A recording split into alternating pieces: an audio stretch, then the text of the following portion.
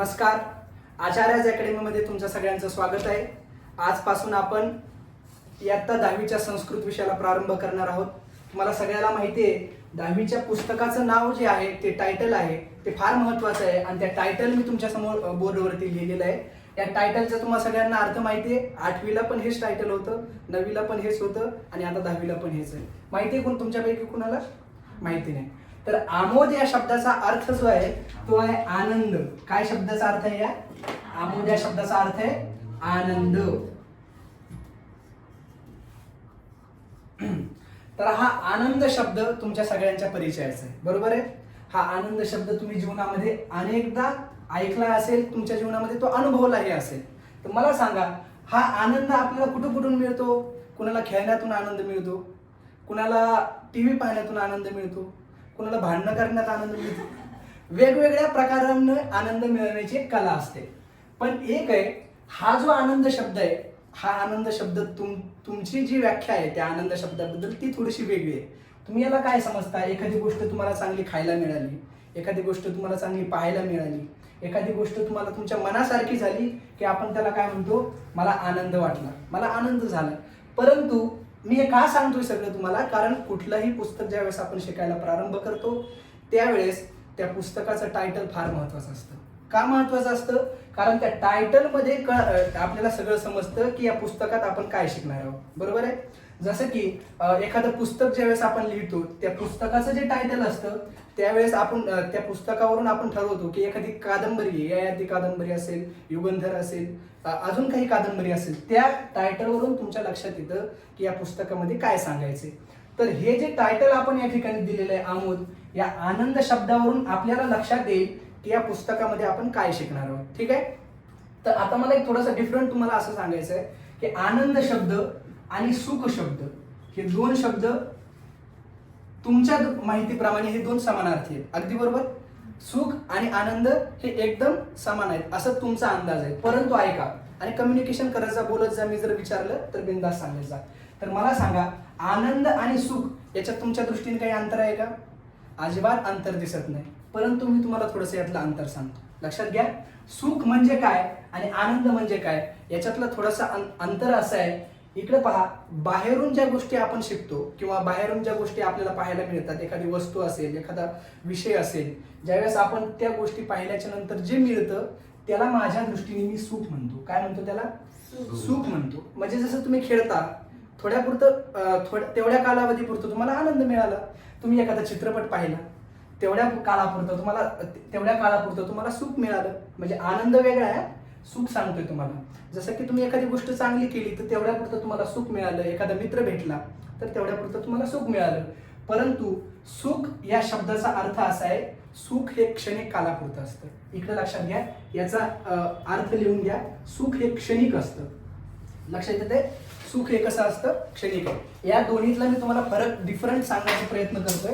का सांगतोय हे सगळं? कारण टायटल तुम्हाला कळायला पाहिजे. आता तुम्ही 8वी 9वी आणि 10वीच्या वर्गामध्ये आलात, आपण जे पुस्तक शिकलो त्या पुस्तकाचं कमीत कमी टायटल तरी आपल्याला माहिती पाहिजे. ठीक आहे. आता पहा, सुख जे आहे ते एका क्षणापुरतं असतं. लिहून घ्या सगळेजण. सुख हे काही क्षणापुरतं असतं. एखादी चांगली गोष्ट पाहिली, खाल्ली, चांगला व्यक्ती भेटला तर काय होतं? एक तेवढ्या क्षणापुरतं सुख मिळतं. जसं की तुम्ही समुद्राच्या काठावरती कोणी गेला असेल तर तुम्ही पाहिलं असेल, एखादी लहर येते, ती सुख त्या लहरीप्रमाणे असते, बरोबर आहे. ती एक लहर येते, पुन्हा ती लहर जाते, दुसरी लहर येते. सुख त्याप्रमाणे आहे. सुख एखाद्या लहरीप्रमाणे, कशाप्रमाणे? पाण्याच्या लहरीप्रमाणे ती येत राहते आणि जात राहते. परंतु आनंद तसा नाहीये. आनंद एकदा जीवनामध्ये आला तर तो पुन्हा कधी जात नाही. ठीक आहे. आनंद हा बाहेरून येत नाही. दुसरा एक नियम लक्षात घ्या. आनंद आणि सुख यातला दोन डिफरंट तुम्हाला सांगतो. सुख हे बाहेरून आत प्रवेश करतं. सुख हे बाहेरून आत प्रवेश करतं. हे मी काय सांगतोय तुम्हाला? कारण हे टायटल तुमच्या पक्क लक्षात राहिलं पाहिजे. बाहेरून आत प्रवेश करतं. ठीक आहे. सुख हे बाहेरून आत प्रवेश करतं आणि आनंद हा आतून जन्माला येतो.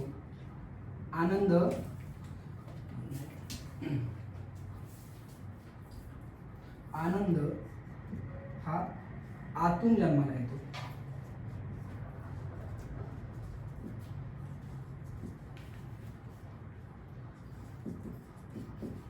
लक्षात येते. सुख आणि आनंद यातला हा फरक आहे. सुख पहिल्यांदा सांगितलं क्षणिक असतं, बरोबर आहे. आनंद हा नित्य असतो. सुख क्षणिक आहे, आनंद हा नित्य असतो. सुख एकदा आलं की ते लगेच संपून जातं, पुन्हा ते दुसरी गोष्ट चांगली झाल्यानंतर पुन्हा सुख मिळतं. पण आनंद तसा नाही. आनंद एकदा जीवनामध्ये आला की तो पुन्हा जातच नाही. आनंद हा नित्य असतो. मी आता तुम्हाला 2 एक्झाम्पल देतो. जसं की आता पावसाचे दिवस आहेत, पावसाळा आहे. तुम्ही रस्त्यानं पाहिलं असेल आपल्या औरंगाबादची परिस्थिती, काही खड्डे आहेत, त्या खड्ड्यामध्ये पाणी साचलेलं असतं, बरोबर आहे. त्या खड्ड्यात जे पाणी साचलेलं असतं ते किती काळापुरतं असतं? 2 दिवस किंवा 3 दिवस. 4 दिवस जर पाऊस आला नाही, त्या खड्ड्यातलं पाणी संपून जातं. सुख हे त्या खड्ड्यातल्या पाण्याप्रमाणे, त्या डबक्यातल्या पाण्याप्रमाणे. लक्षात येते. सुख हे त्या डबक्यातल्या पाण्याप्रमाणे ते 2-4 दिवसासाठी असतं, थोड्या दिवसासाठी असतं. म्हणजे असं तुम्हाला विद्यार्थी अवस्थेत वाटतं अरे 10वी संपल्याच्या नंतर काय सुखच आहे सगळं. नंतर काही विद्यार्थ्यांना असं वाटतं अरे लग्न झाल्यानंतर सुख आहे. काहींना वाटतं, म्हणजे प्रत्येकाचे एक्सेप्टेशन वेगवेगळे. ठीक आहे. आता मला असं म्हणायचंय, सुख हे त्या डबड्याप्रमाणे, पाण्याचं डबकं जे असतं त्या डबक्यात थोड्या काळापुरतं पाणी असतं आणि ते पाणी निघून जातं. सुख हे त्या डबक्याप्रमाणे. परंतु आनंद जो आहे, आनंद हा, लक्षात घ्या, आनंद हा एखाद्या झऱ्याप्रमाणे. झरा कळतोय सगळ्यांना? झरा कशाला म्हणतात? तुम्ही जर कोणी नदीच्या काठी राहणारे असताल तर तुम्हाला माहिती असेल की नदीमध्ये झरा असतो. कुठे असतो? झरा. आता या झऱ्याची विशेषता तुम्हाला सांगतो. या झऱ्यातून तुम्ही कितीही पाणी उपसत चाला, कितीही पाणी उपसा, तर ते अगदी स्वच्छ पाणी आतून येत असतं, बरोबर आहे. आता झरा आणि पाण्याचं डबकं यातलं अंतर तुमच्या लक्षात आलं असेल. आलंय सगळ्यांच्या? काय लक्षात आलंय अंतर? डबक्यातलं पाणी हे बाहेरून आत येतं, बरोबर आहे. म्हणजे पावसाचं पाणी डबक्यात पडलेलं असतं, परंतु झऱ्याचं जे पाणी आहे ते आतून बाहेर येतं. म्हणून झरा हा नित्य आहे. तो कधीही त्याच्यातलं पाणी संपत नाही. तो सतत एक किती काढत राहा ते येत राहतं, किती काढत राहा ते येत राहतं. पण डबक्यातलं पाणी मात्र काही क्षणापुरतं असतं, ते सुकून जातं किंवा हवेमध्ये उडून जातं. आता पहा, सुख हे या डबक्यातल्या पाण्याप्रमाणे आहे आणि आनंद हा या झऱ्याप्रमाणे आहे. आनंद हा तुमच्या आतून जन्माला येत असतो आणि सुख हे तुमच्या बाहेरून, विषयाच्या माध्यमातून. एखादं फूल तुम्हाला मिळालं, ते फूल पाहिलं, डोळ्याला आनंद वाटला, फूल जवळ घेतलं, नाकाजवळ नेलं, म्हणजे आपल्या नाकाला म्हणजे श्वास सुगंध आल्याच्या नंतर आपल्याला बरं वाटलं. तर हे सगळं जे आहे ते डबक्याप्रमाणे. म्हणून तुम्हाला मी फरक सांगितला की सुख आणि आनंद हे 2 शब्द पर्यायवाची जरी वाटत असले तरी यांच्यामध्ये थोडासा अंतर आहे. जो भेद आहे तो मी तुम्हाला या ठिकाणी सांगितला. आता आनंद तुमच्या लक्षात आलाय. परंतु या पुस्तकाला आनंद हे लिहिले सर्वांनी? ठीक आहे. आता या पुस्तकाला जे आपण शिकणार आहोत 10वीचं, त्याला आनंद हे टायटल देण्यामागचं कारण तुम्हाला सांगतो. आता तुम्हाला मी सुरुवातीला काही आनंदाचे काही प्रकार सांगितले. म्हणजे काय, जसं की तुम्हाला सांगितलं की खेळण्यात आनंद आहे, टीव्ही पाहण्यात आनंद आहे, वेगवेगळ्या गोष्टीत, कोणाला पोहण्यामध्ये आनंद आहे. परंतु त्याला मी सुख म्हणतो, पण तुमच्या दृष्टीने तो आनंद आहे. परंतु अजून एक अशा प्रकारचा एक आनंद आहे, त्याला म्हणतात ज्ञानानंद. काय म्हणतात? किंवा विद्यानंद. लिहून घ्या, ज्ञानानंद किंवा विद्यानंद.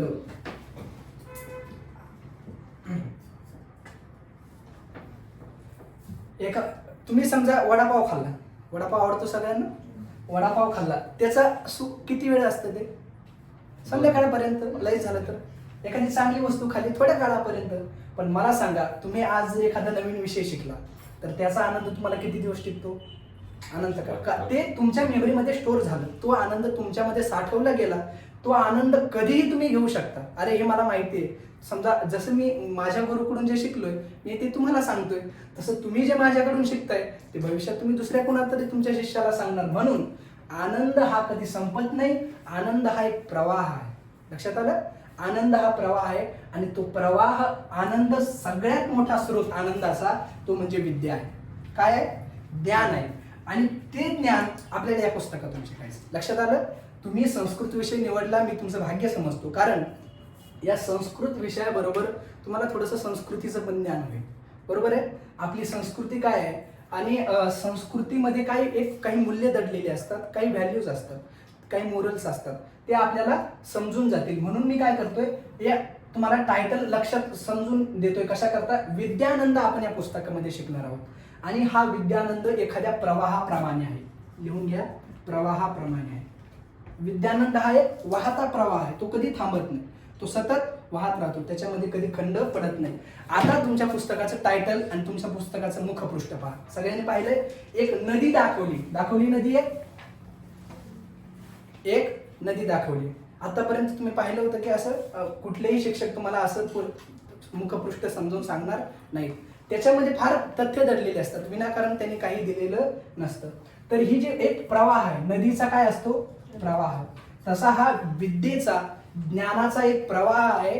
तो सुरुवात कुठून झाला, संस्कृत भाषा, जसं आज आपण मराठी भाषा सरसकट बोलतो किंवा काही विभागामध्ये हिंदी बोलतात, तर एक काळ असा होता की संस्कृत भाषा ही सर्वसामान्य लोकांची भाषा होती. ठीक आहे, एक काळ असा होता, त्याला प्राकृत लोक म्हणायचे. म्हणजे काय, त्या काळामध्ये संस्कृत ही भाषा त्यांची बोली भाषा होती.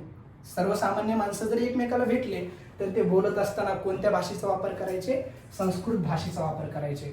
तर मग आता ही संस्कृतची जी नदी आहे, इथं ज्याला संस्कृत मंदाकिनी लिहिले दिसतंय तुमच्या टायटलवरती, मुखपृष्ठावरती काय लिहिलंय, संस्कृत मंदाकिनी. ही मंदाकिनी नावाची एक संस्कृतची नदी आहे आणि ती नदी प्रवहतात, वरती शब्द पहा, प्रवहतात शब्द आहे, तो शब्द मी तुम्हाला इथे लिहून दिलाय.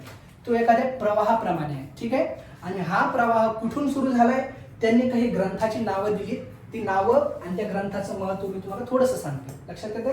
आता हे लक्षात आलं तुमच्या, विद्यानंद कसा आहे, आनंद कसा आहे, सुख कसं आहे, हे सगळं लक्षात आलं. आता पहा, त्यांनी काही नावं दिली आहेत. त्यांनी पहिलं नाव दिले उपनिषद. या नदीमध्ये कोणते कोणते कमळ उमललेले आहेत, उपनिषद. ठीक आहे, लिहून घ्या. उपनिषद माहिती आहे सगळ्यांना, उपनिषद. दुसरं जे आहे ते मेघदूत, मेघदूतम. आणि तिसरं जे आहे अर्थशास्त्रम.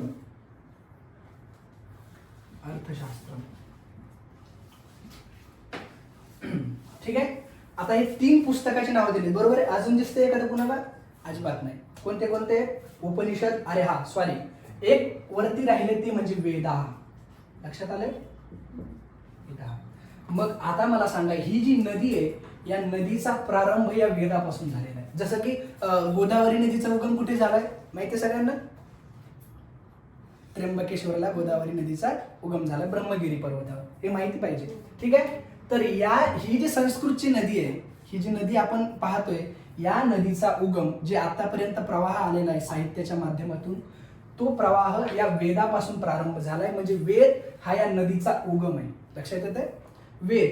वेद सगळ्यांना माहिती आहेत. वेद किती आहेत, 4 वेद आहेत. कोणते, आयुर्वेद वेदामध्ये येत नाही, आयुर्वेद हा उपवेदामध्ये, ऋग्वेद, यजुर्वेद, सामवेद आणि अथर्ववेद. आपण हिंदू संस्कृतीमध्ये जन्माला आलेलो आहोत आणि आपल्याला कमीत कमी सगळ्यांना माहिती पाहिजे की आपले जे आद्य ग्रंथ आहेत, आणि वेद म्हणजे असं नाही, त्यांना एक महत्व कसं आहे, सगळ्यात अगोदर लिहिले गेलेले ग्रंथ जे असतील ते म्हणजे वेद आहे. वेदाच्या अगोदर कुठलाही लिखित ग्रंथ आपल्याला सापडत नाही. आणि वेदाबद्दल अनेक लोकांचं मत वेगवेगळे आहे. जसं की तुम्ही मोबाईल जर विकत घेतला तर त्याच्याबरोबर एक इन्फॉर्मेशन कार्ड येतं. म्हणजे काय, त्या मोबाईलची माहिती पत्रक येतं, त्या मोबाईलमध्ये काय आहे काय आहे. तसं मनुष्य जन्माला आला त्याच्याबरोबर ते वेद आले. म्हणजे या माणसाने कसं वागावं, कसं करावं, इन्स्ट्रक्शन त्या वेदामधून दिलंय. म्हणून वेद हे या नदीचं उगम आहे. लक्षात आलं? आणि उपनिषद ही ती नदी पुढे पुढे वाहत चालली, म्हणजे त्याच्यामध्ये उपनिषद आले. उपनिषद माहिती आहे सगळ्यांना, वेदाचा अंतिम भाग म्हणजे उपनिषद. ठीक आहे, वेदाचा अंतिम भाग म्हणजेच उपनिषद किंवा त्याला वेदांत म्हणतात. सगळ्यात अगोदर वेद लिहिले गेले, त्याच्यानंतर उपनिषद आले, त्याच्यानंतर काही महत्वाचे कवी होऊन गेले. तुम्हाला एक नाव सगळ्यांना परिचित असेल, मला माहिती आहे. हे जे लिहिले ना, आता हे जे लिहिले 2 हे ऋषीमुनींनी लिहिले आणि ते अनेक आहेत, म्हणून त्यांचे तुम्हाला स्पष्ट नाव सांगता येणार नाही. ठीक आहे, आणि कुठलाही जुन्या काळातले लोक आपलं ग्रंथ लिहिल्याच्या नंतर आपलं नाव लिहून ठेवत नव्हते. हे पुस्तक मी लिहिलं लगे माझं नाव, असं कधीच त्यांनी केलं नाही. कारण ते निरहंकारी माणसं होते, त्यांना कुठलाही अहंकार नव्हता की आपली प्रसिद्धी व्हावी. आता दुसऱ्याचं चोरून त्याला आपलं नाव टाकतं. सध्या काय करतायत, दुसऱ्यांनी लिहिलेलं पुस्तक असू द्या, आता व्हॉट्सअप पाहताय तुम्ही सगळेजण, दुसऱ्याचा एखादा मेसेज कॉपी करायचा, फॉरवर्ड पेस्ट करायचा आणि त्याला खाली फक्त आपलं नाव टाकून द्यायचं, म्हणजे श्रेय घेण्याचा प्रकार हल्ली बहुतेक आहे. परंतु एक काळ असा होता, ऋषीमुनी कुठल्याही गोष्टीचं श्रेय घेत नव्हते. लक्षात येत आहे? मग त्यांनी त्यांचं नाव कुठेही लिहून ठेवलेलं नाही. मग आलं मेघदूत. मेघदूत हे जे आहे सर्वश्रेष्ठ कवी ज्यांना आपण संस्कृत साहित्यातला मानतो, कालिदास. नाव ऐकले सगळ्यांनी? कोण आहे? कालिदास. कालिदास यांची ही एक काव्य रचना आहे, याला खंडकाव्य म्हणतात. त्याचे 2 भाग आहेत. ते सगळं तुम्हाला काय सांगण्याची आवश्यकता नाही. परंतु हे जो मेघदूत आहे, इतकी सुंदर कल्पना आहे. कथा तुम्हाला माहिती आहे सगळ्यांना मेघदूतची? ठीक आहे, जाऊ द्या, काय हरकत नाही, कथा सांगण्याची आवश्यकता नाही. मेघदूत नावाचे कालिदासाचं छोटंसं काव्य आहे आणि फार सुंदर आहे आणि प्रसिद्ध आहे. आणि अर्थशास्त्र माहिती कोणाचं आहे सगळ्यांना? अर्थशास्त्र. काल परवा एक व्हॉट्सअपला मी मेसेज वाचला की मिलिटरीमध्ये, म्हणजे आपली जी भारताची मिलिटरी आहे, त्या मिलिटरीमध्ये 2 विषयांचा समावेश करणं भारताचा निर्णय चाललाय. म्हणजे त्याच्यावरती विचार चालू आहे. कोणते 2 विषय आहेत ते? एक आहे अर्थशास्त्र. अर्थशास्त्र आहे कौटिल्यांचं. कुणाचं आहे? किंवा त्याला चाणक्य पण म्हणतात. का ठीक आहे, चाणक्य पण म्हणतात. काय म्हणतात? चाणक्य. पॉलिटिक्स का अर्थशास्त्रामध्ये? हो, अर्थशास्त्र. या अर्थशास्त्रामध्ये त्यांनी पैशाचं नियोजन कसं करायचं, राज्य कसं चालवायचं, एखाद्या व्यक्तीमध्ये जर भांडणं झाली तर ते मिटवायचे कसे, म्हणजे माझ्या दृष्टीने सगळ्यात अगोदरचा कायदा जर कोणी लिहिला असेल तर त्या अर्थशास्त्रकारांनी लिहिला. की जसं आज एखाद्या माणसाने चोरी केली तर त्याला अमुक शिक्षा दिली जाते, एखाद्याने वेगळा गुन्हा केला तर त्याला वेगवेगळी शिक्षा दिली जाते. तर या अर्थशास्त्रामध्ये त्या सगळ्या गोष्टी सांगितलेल्या आहेत. ठीक आहे. आताचा जो कॉन्सेप्ट आहे तो मुळात जर पाहिलं तर अर्थशास्त्रामध्ये त्याची बीजे सापडतात. लक्षात येते? म्हणून अर्थशास्त्र हे इतकं महत्वाचं आहे. आता त्या अर्थशास्त्राचा आणि भगवद्गीता सगळ्यांना माहिती आहे. भगवद्गीता ही भगवान श्रीकृष्णांनी अर्जुनाला सांगितली. कुठं सांगितली? कुरुक्षेत्रावर. आताचा प्रदेश हरियाणा. त्या हरियाणामध्ये भगवान श्रीकृष्णांनी भगवद्गीता सांगितली. तो भगवद्गीता एक पार्ट आणि अर्थशास्त्र हे 2 विषय मी काल परवा व्हॉट्सअपला वाचलं. हे 2 विषय आपल्या मिलिटरीच्या विषयामध्ये सामील करण्याचा विचार चालू आहे. तर पहा, आता आपल्या पुस्तकामध्ये ते लिहिलंय अर्थशास्त्र, उपनिषद, मेघदूत आणि वेद. तर ही सगळी या नदीतली कमळ आहे. काय कमळ आहे? 8वीला जर तुम्ही पाहिलं, 8वीला तुम्ही शिकलात, 8वीचं जर पोस्टर मुखपृष्ठ तुमच्या लक्षात असेल तर तुम्ही पाहिलं असेल की एक पेटी दाखवली होती. एक पेटी, खजाना दाखवला त्याच्यात. बरोबर आहे? खजाना. जसं की एखादी तिजोरी आहे, ती तिजोरी उघडण्यासाठी एखादी चावी लागते. चावीशिवाय उघडू शकतो का? चोर उघडतो, त्याच्याकडे पण चावी असतात. ठीक आहे. पण कुठलीही तिजोरी जर उघडायची असेल तर तुमच्याकडे काय लागते? चावी लागते. तर माझं म्हणणं असं आहे, हे जे सगळे हे आपल्या साहित्यातले सगळ्यात अनमोल रत्न आहे. बरोबर आहे? संस्कृत साहित्यातले हे मोठमोठे रत्न आहेत. हे यांना फार मूल्य आहे. जसं सोन्याला किंमत आहे आज, तसं यांना फार किंमत आहे. आणि हे एका पेटीमध्ये दडलेले आहे. आणि त्या पेटीची चावी, त्या तिजोरीची चावी म्हणजे संस्कृत भाषा आहे. लक्षात आलं? संस्कृत भाषा ही काय आहे? संस्कृत भाषा ही चावी आहे. किंवा किल्ली म्हणा तुम्ही, काय लिहायचं? की लिहा, मास्टर की लिहा, काही लिहा. संस्कृत भाषा या सगळ्या सिद्धांतांना, या सगळ्या ग्रंथांना, या सगळ्या भांडवलाला उघडण्याची, या तिजोरीला उघडण्याची काय आहे? चावी आहे, किल्ली आहे. ही चावी एकदा तुमच्या हातात आली ना, तुम्ही या सगळ्या गोष्टीचे मालक झाला. बरोबर आहे? हे जेवढं काही साहित्य आहे हे धन आहे आपलं, म्हणजे भारतीय संस्कृतीची जी परंपरा आहे. आता मला सांगा, काही माणसं, आता तुमच्यापैकी मुलांना असं वाटत असेल, सर आता आम्ही 21व्या शतकात आहोत आणि हे तुम्ही कधीच सांगायला लागले आम्हाला, कुठं वेद, कुठं उपनिषद, कुठं मेघदूत. मला सांगा, सूर्य 1000 वर्षापूर्वी जो सूर्य होता तोच आज आहे की नाही? 1000 वर्षापूर्वी जो सूर्य होता तोच आज आहे. त्याची किंमत कमी झाली? त्याची किंमत, कारण तो सूर्य आहे, तो लोकांना प्रकाश देतोय. लक्षात येते का? तो सूर्य आहे, तो मूल्यवानच आहे. तो आज नाही, अजून 10,000 वर्षांनी सुद्धा त्याला तेवढीच किंमत आहे. दुसरं एक्झाम्पल देतो. समजा हिरे किंवा सोनं आहे. सोनं जर समजा 10,000 वर्षापूर्वी किंवा 500 वर्षापूर्वी तुमच्या पूर्वजांनी कुणीतरी लपून ठेवलं असेल घरात, आणि जर ते आज एखाद्याला सापडू नये, ठीक आहे, सापडलं एखाद्याला, मला सांगा त्याला किंमत आहे का नाही? का किंमत आहे त्याला? कारण त्याचं कारण असं आहे, त्याला किंमत आहे कारण ते मुळातच मूल्यवान आहे. त्याला पूर्वीही किंमत होती आणि आजही किंमत आहे. तसं हे जे ग्रंथ आहेत हे मूल्यवान आहेत. ठीक आहे.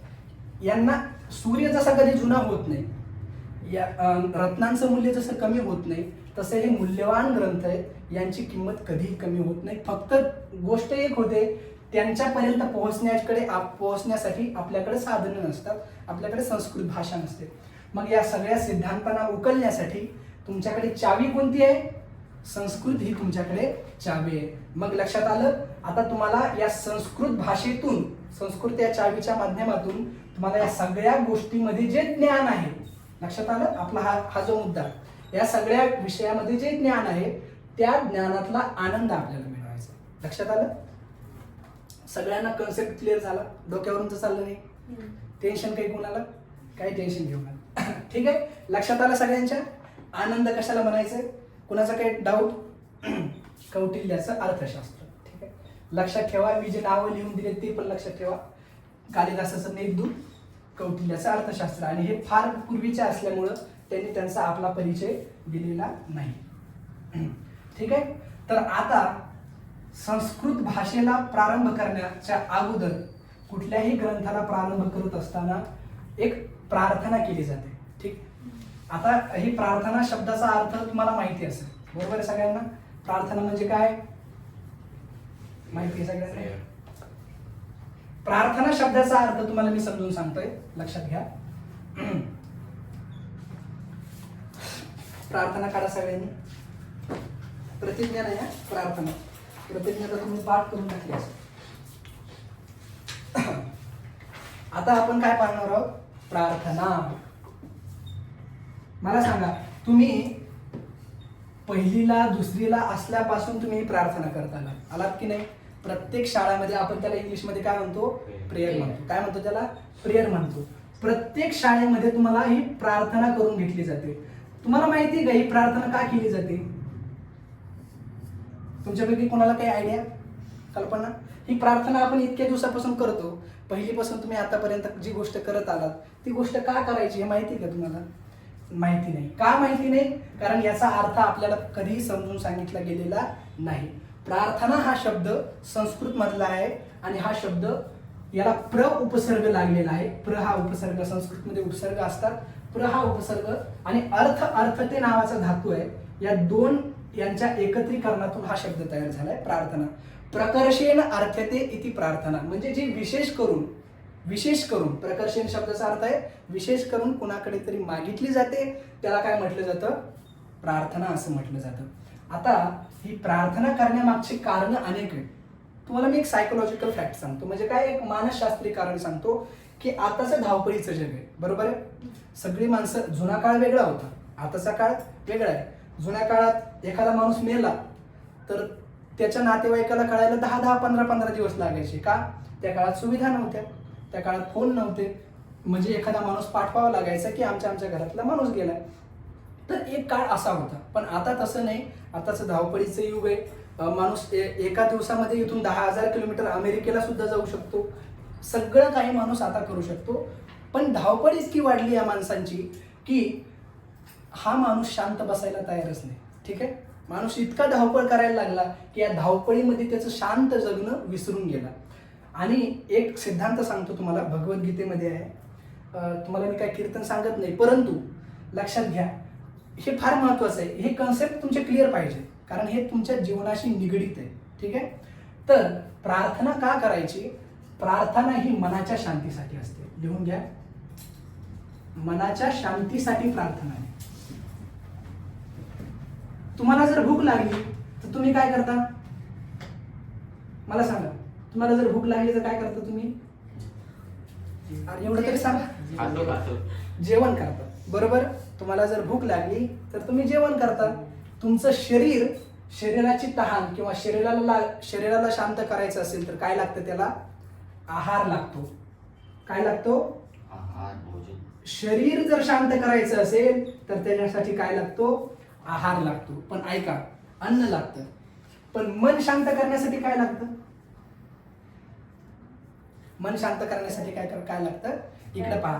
आता काही काही माणसं वेगवेगळ्या गोष्टीतून मन शांत होतं. म्हणजे एखादी चांगली वस्तू मिळाली, तुम्हाला सुरुवातीला सांगितलं सुख, सुख हे मनाशीच निगडीत आहे. सुख हे मनाशीच निगडीत, शरीराशी त्याचा काही संबंध नाही. पण ऐका आता, हे जे मी तुम्हाला सांगतोय, मनाला शांतता गरजेची आहे. मनाला सुद्धा, शरीर शांत करायला तुमच्याकडे अन्न आहे, परंतु मन शांत करायला काय आहे तुमच्याकडे? तुम्ही एखादी टीव्ही पाहिली, पिक्चर पाहिलं, तेवढ्यापुरतं मन शांत झालं, पण पुन्हा ते अशांत होणारच. आणि एक नियम सांगतो भगवद्गीतेतला, भगवद्गीतेमध्ये असं एक वाक्य आहे, अशांतस्य कुतः सुखम. या जगात अशांत माणसाला कधीच सुख मिळत नाही. लिहून घ्या, हे तुम्हाला आयुष्यात कधी कामाला येईल. अशांतस्य कुतः सुखम, अशांतस्य कुतः सुखम. ठीक आहे, अशांत माणसाला जीवनात कधीच सुख मिळत नाही. लक्षात आलं? आणि ही शांती माणसाला जीवनामध्ये पाहिजे. कशासाठी? मनासाठी. ऐका, या मनाला शांत करण्यासाठी, या मनाला शांत करण्यासाठी प्रार्थना आहे. ठीक आहे, लक्षात येत आहे? मनाच्या शांतीसाठी प्रार्थना आहे. लक्षात येत आहे का? अन्नाने शरीर शांत होईल, पण मनाची शांती कशाने करावी लागेल? प्रार्थनेने करावी लागेल. आणि प्रार्थना म्हणजे काय आहे? प्रार्थना तुमच्या मनामध्ये एक पॉझिटिव्ह एनर्जी तयार करते का नाही? प्रार्थना तुम्ही करून पहा. तुम्ही मंदिरामध्ये जा, तिथं तुमचे विचार आपोआप बदलतात. का बदलतात? तिथलं एक वातावरण वेगळं असतं. त्या लोकांमध्ये तुम्ही जाऊन पहा. माणसं का जातात मंदिरामध्ये? तिथं मनाला शांती मिळते. का जातात? तिथं मनाला शांती मिळते. आणि प्रार्थना ही मनाला शांती देणारी आहे. प्रकर्षेण अर्थते प्रार्थते. ठीक आहे, लक्षात आलं? आता प्रार्थना कशा करता करायची? मनाच्या शांती करता करायची. आता अजून एक गोष्ट तुम्हाला सांगायची, याच्यात अजून एक मुद्दा आहे. तुम्हाला असं वाटत नाही का मागणं चुकीचं आहे? कुणासमोर पण मागणं, अर्थते म्हणजे काय? मागणी करणं. मागणी करणं चुकीचं आहे की नाही? कुणासमोर बी काहीतरी मागणं चुकीचं आहे. हा आपला ॲटिट्यूड आहे, हा आपला अहंकार आहे. लक्षात येतं तुम्हाला? मागणी करणं चुकीचं आहे, हा आपला अहंकार आहे. सामान्य माणसाकडे मागणं नक्कीच चुकीचं आहे. सामान्य कुणाकडे तुम्ही काय मागणार आणि कोणाकडे काय आहे तुम्हाला द्यायला? कोण काय देऊ शकतं तुम्हाला? कोणीच काही देऊ शकत नाही. पण ही मागणी कशा करताय? तुमच्यात विनम्रता यावी याच्यासाठी मागणी आहे. लक्षात आलं? तुमच्यात एक विनम्रता हा एक गुण आहे. आपण म्हणतो ना, नम्रता हा एक दागिना आहे, अलंकार आहे. तुम्ही शब्द ऐकले असतील. विनम्रता हा एक दागिना आहे, अलंकार आहे. आणि ती विनम्रता, या मागणी ईश्वरासमोर ज्यावेळेस जातात त्यावेळेस आपण झुकतो, नमन करतो. ती नमन करणं म्हणजेच विनम्रता आहे. लक्षात आलं? ही विनम्रता तुमच्या अंगी येण्यासाठी काय आहे? प्रार्थना आहे. तुमच्यातला अहंकार कमी होण्यासाठी काय आहे? प्रार्थना आहे. लक्षात येतंय? प्रार्थनेच्या दोन तुम्हाला मी महत्वाचे कारण सांगितले. मनाच्या शांती करता प्रार्थना एक, याचा देवाशी काही संबंध नाही. म्हणजे असं समजू नका की तुम्ही प्रार्थना कराल, देव तुमच्यावर प्रसन्न होतील आणि तुम्हाला काहीतरी देऊन जातील. काही देणार नाहीत ते. तुम्ही लक्षात घ्या, प्रार्थना केल्याच्या नंतर तुमचं मन प्रसन्न होईल. आणि प्रसन्न मन असेल तर तुम्हाला कुठलीही गोष्ट तुमच्याकडे नसू द्या, पैसा नसू द्या, व्यवस्थित घर नसू द्या, तरी तुम्हाला दुःख होणार नाही. का? कारण तुमचं मन प्रसन्न आहे. मन प्रसन्न असेल तर शरीर प्रसन्न राहील. ठीक आहे, लक्षात आलं? म्हणून आपण ही प्रार्थना शिकत आहोत. आता काढा प्रार्थना. कळाली का प्रार्थना? जास्त ओव्हर होत नाही ना? जर तुम्हाला समजत नसेल तर मला सांगा, थोडंसं कमी करतो. आता आपण प्रार्थना शिकणार आहोत. आता ही प्रार्थना काय करायचे? सगळ्यात अगोदर मी पुढे म्हणेल, टाइम आउट. ओके,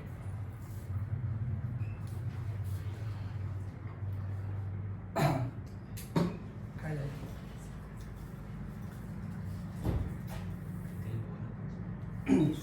ऐका, प्रार्थना आपल्याला काय करायचंय? प्रार्थना ही आता मी पुढे म्हणणार आहे, तुम्ही सगळ्यांनी माझ्या मागे म्हणायची. ठीक आहे? पहिली प्रार्थना. आपण आज पहिला दिवस आहे आणि संस्कृतमध्ये एक म्हण आहे, अल्पारंभम क्षेमतरम. कुठलीही गोष्ट सुरुवात अगदी थोडी असावी, जास्त करू नये. आणि तुम्ही पण, मला माहिती आहे तुम्हाला काहीतरी पुढे काही कारण असू शकतात, जायचं असू शकतं. म्हणून काय करतोय मी, फक्त आज एक तुम्हाला फक्त संस्कृत भाषेचं एक बॅकग्राऊंड सांगितलं, तुम्हाला थोडंसं एक भूमिका तुमच्या समोर सांगितली, एक पार्श्वभूमी तुम्हाला संस्कृत विषयाची सांगितली. आता फक्त एखादी प्रार्थना मी तुम्हाला आज शिकवतो, एक अथवा दोन, आणि मग राहिलेला विषय आपण उद्याच्या लेक्चरमध्ये पाहणार आहोत. ठीक आहे. आता पहिल्यांदा जी प्रार्थना आहे ती आहे करदर्शनम. करदर्शनम. पहिली प्रार्थना काय आहे? याच्यात सगळ्या प्रार्थनाच आहेत असं नाही आहे, म्हणजे जे जे काही महत्वाच्या गोष्टी आहेत ते याच्यामध्ये दिलेल्या आहेत. सगळ्या प्रार्थनाच आहेत असं नाही. करदर्शनम. कर या शब्दाचा अर्थ माहिती सगळ्यांना? कर म्हणजे काय? कर म्हणजे आपला हात. अगदी बरोबर, हात. तर एक संस्कृती आहे, एक परंपरा आहे की आपल्या हाताचं सुद्धा आपण दर्शन घेतलं पाहिजे. कर दर्शनम. ठीक आहे. सगळ्यांनी माझ्या मागे म्हणायचंय. म्हणणार सगळे? ठीक आहे. म्हणा सगळेजण. कराग्रे वसते लक्ष्मी. कराग्रे वसते लक्ष्मी. कराग्रे वसते लक्ष्मी. कराग्रे वसते लक्ष्मी. करमध्ये सरस्वती. करमध्ये सरस्वती. कराग्रे वसते लक्ष्मी. कराग्रे वसते लक्ष्मी. आता 2 लाईन म्हणणार, दोन्ही लाईन सोबत म्हणायच्या. कराग्रे वसते लक्ष्मी. करमध्ये सरस्वती. कराग्रे वसते लक्ष्मी. करमध्ये सरस्वती. करमूले तु गोविंद. करमूले तु गोविंद. करमूले तु गोविंद. करमूले तु गोविंद. प्रभाते करदर्शनम. प्रभाते करदर्शनम. करमूले तु गोविंद. करमूले तु गोविंद. प्रभाते करदर्शनम. प्रभाते करदर्शनम. ठीक आहे. आता तुम्ही सगळ्यांनी माझ्या मागं म्हटलंय. आता एक काम करायचंय. प्रार्थना कधी म्हणायची सगळ्यांना माहितीये? आता यातल्या जेवढ्या काही प्रार्थना आहेत त्यातल्या 1, 2, 3, 4 प्रार्थना, पहिल्या 2-3 प्रार्थना तरी तुम्हाला सकाळी म्हणायच्या. लक्षात आलं? आता हे तुम्हाला परीक्षेत विचारलं जाणार अजिबात नाही. हे फक्त तुम्हाला पाठ करण्याकरता दिलंय. इथं वरती लिहा, वरती पहा काय दिलंय त्यांनी. केवलम कंठस्थीकरणार्थम. पण हे मी तुम्हाला काय शिकवतोय हे माहिती पाहिजे तुम्हाला. आपण इतके दिवस आपण शिकत आहोत एखादा विषय, त्याच्याबद्दल ह्या गोष्टी आपल्याला माहिती पाहिजे. आणि प्रार्थना ही तुम्हाला कशासाठी दिली मी? मनाच्या शांतीसाठी. ठीक आहे. लक्षात आलं? आता हा जो श्लोक आपण म्हटलो हे तुम्ही सगळेजण म्हटला. आता घरी गेल्यानंतर पुन्हा पुन्हा म्हणायचा, रिपीट करायचा. कमीत कमी तुम्ही एकदा 10 वेळेस म्हणायचा. सकाळी 10 वेळेस, दुपारी 10 वेळेस, संध्याकाळी 10 वेळेस. म्हणजे तो तुमचा परफेक्ट होऊन जाईल. लक्षात आलं? आता त्या प्रार्थनेचा मी तुम्हाला अर्थ सांगतोय. ती जी प्रार्थना आहे ना, एक काळ असा होता, म्हणजे अजूनही काही लोक करतात. झोपेतून उठल्याबरोबर काहीतरी वेगळं चिंतन करण्यापेक्षा, कुणाची तरी निंदा, कुणाची तरी टिंगल करण्यापेक्षा जर प्रार्थना केली तर आपल्या मनामध्ये एक पॉझिटिव्ह एनर्जी राहते. बरोबर आहे? आपल्या मनामध्ये एक चांगले थॉट्स येतात. म्हणजे कमीत कमी नाही चांगले विचार आले तरी वाईट तरी प्रवेश करत नाही. त्याच्यासाठी आपण ही प्रार्थना करायची असते. लक्षात येते? मग सकाळी उठल्यानंतर आपलं हिंदू धर्मशास्त्र असं सांगतं, त्या प्रार्थनेतले प्रमाणे सांगतो की आपला जो हात आहे, आपण म्हणतो ना आपल्या हातावर आपलं नशीब असतं वगैरे जे बोलतो ना, तर त्यांची एक मान्यता अशी आहे. दिसत नाही? त्यांची एक मान्यता अशी आहे की आपल्या हातामध्ये ईश्वराचा वास असतो. आपल्या हातामध्ये ईश्वर राहतो किंवा आपल्या हातामध्ये देवतेचा वास असतो. मग कोणत्या कोणत्या देवतेचा आपल्या हातामध्ये वास आहे ते पहिल्या प्रार्थनेमध्ये सांगितलंय. पहिली प्रार्थना पहा. कर अग्रे. अग्रे लक्षात घ्या. कर शब्दाचा अर्थ माहिती झाला हात. आणि अग्र या शब्दाचा अर्थ आहे टोक. ठीक आहे. अग्र म्हणजे काय? टोक. आता हा जो आपला हात आहे, या तळ हाताचा टोक कुठे आहे? इथे आहे. मग त्यांचं म्हणणं असं आहे, कराग्रे वसते लक्ष्मी. या ठिकाणी आपल्या हातामध्ये लक्ष्मीचा वास आहे. लक्ष्मी कोणती देवता आहे? सगळ्यांना माहिती आहे, धनाची देवता आहे. तर या ठिकाणी लक्ष्मीचा वास आहे अशी एक कल्पना केलेली आहे. कारण ईश्वर तर कोणाला काही दिसलेला नाही. तो तुम्हाला दिसतो का कुठे? कुठेच दिसत नाही. मग त्याची आपल्याला कल्पना करावी लागते. कशा करता? आपल्या मनाच्या शांतीसाठी. तर पहा, तर इथे वरती काय आहे? इथे लक्ष्मीचा वास आहे. करमध्ये सरस्वती. आता हे काही काही शब्द अवघड आहेत, त्याचा तुम्हाला अर्थ सांगतो. कर अग्रे म्हणजे हाताच्या टोकावर. लक्षात आलं? वसते, वसती धातू आहे. वसते म्हणजे काय? आपण शब्द ऐकला असेल, वस्ती शब्द ऐकला. वस्ती शब्द ऐकला. वस्ती हा शब्द या धातूतून निर्माण झालेला आहे. वस वसते धातू आहे. त्याचा काय अर्थ होतो? राहणे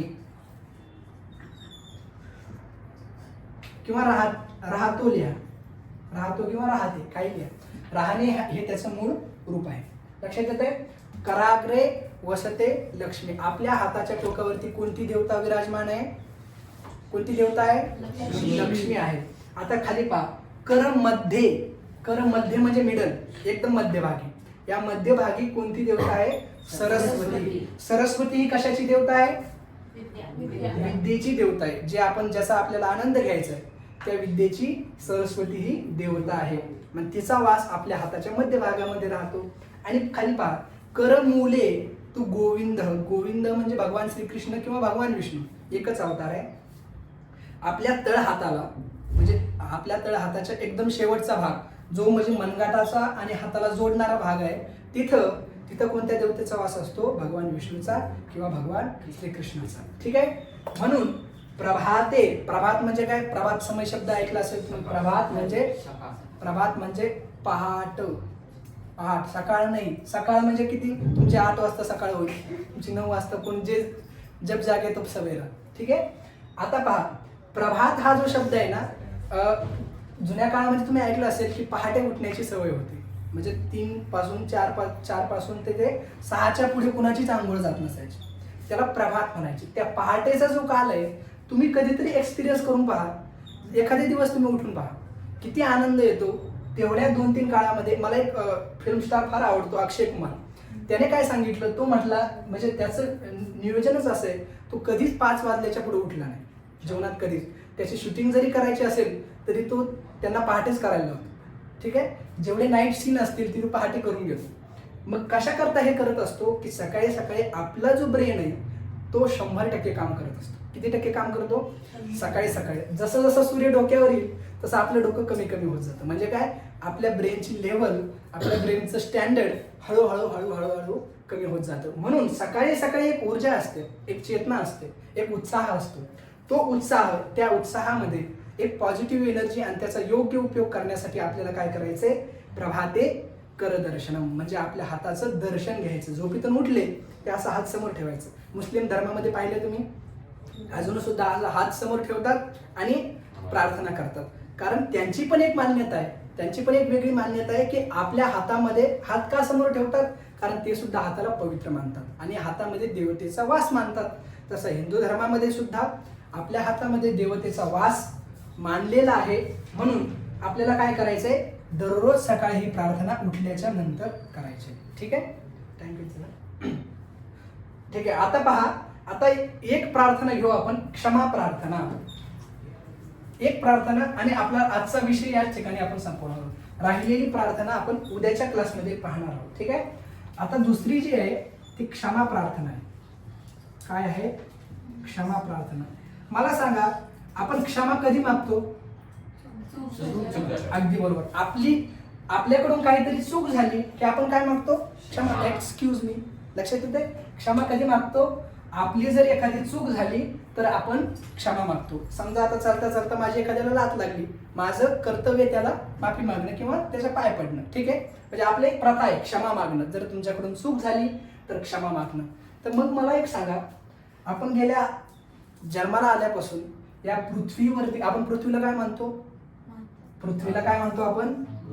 पृथ्वीला आपण माता मानतो. मग मला सांगा, आपल्या किती लाथा या पृथ्वीला लागल्या असतील? कधी कल्पना केलंय? कधीतरी?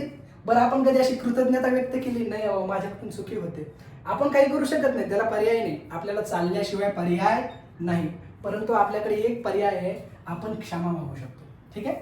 चूक करा पण क्षमा मागण्याने तुमची विनम्रता प्रगट होते. ठीक आहे. तुमच्यात एक उत्साह निर्माण होतो. लक्षात येते? क्षमा प्रार्थना कशासाठी आहे?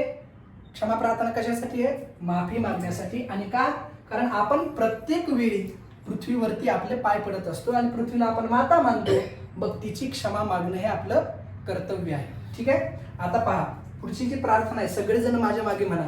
त्या प्रार्थनेचा मी तुम्हाला सरळ सरळ अर्थ सांगितलेला आहे. ठीक आहे. आता सगळ्यांनी माझ्या मागे म्हणा.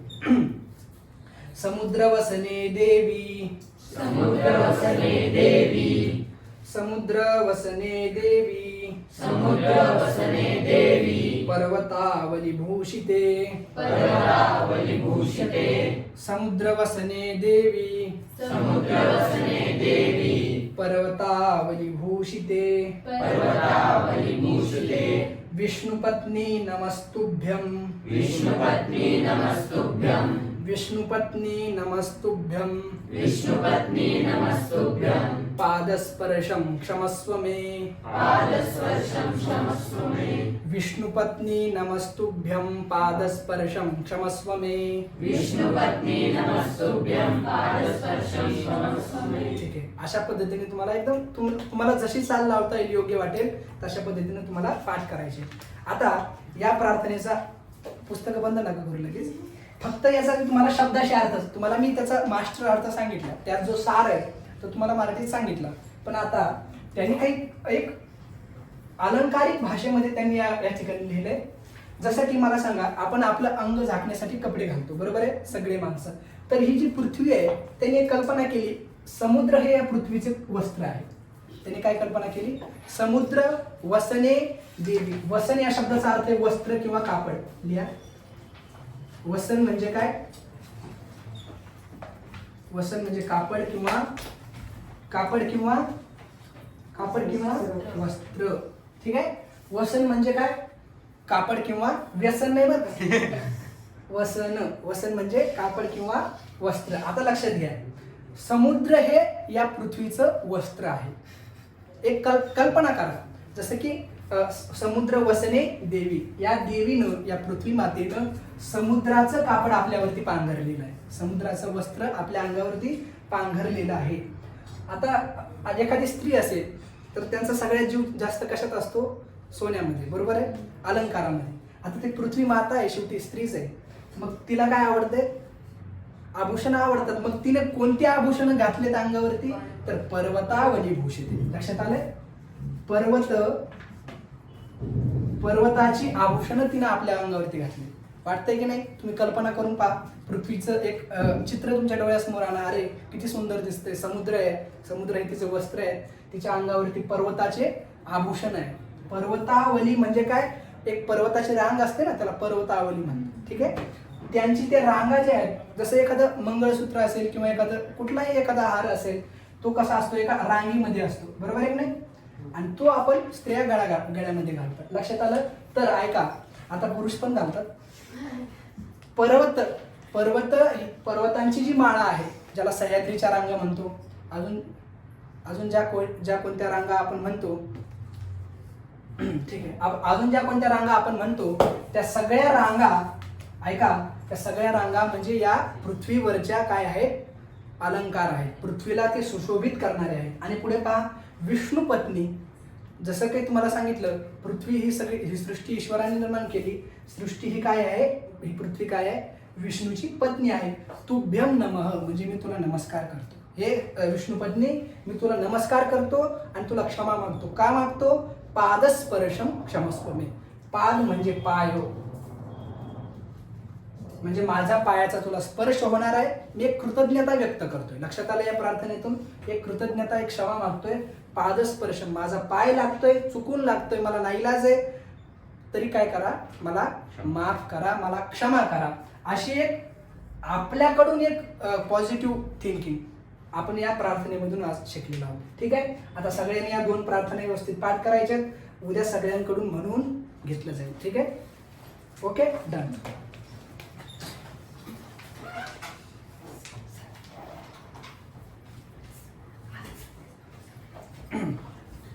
ठीक आहे. आजचा क्लास आपण इथेच थांबवत आहोत. पुढच्या लेक्चरमध्ये आपण राहिलेल्या काही प्रार्थना आणि विषयाची सुरुवात आपण पुढच्या विषयामध्ये पाहणार आहोत. ठीक आहे.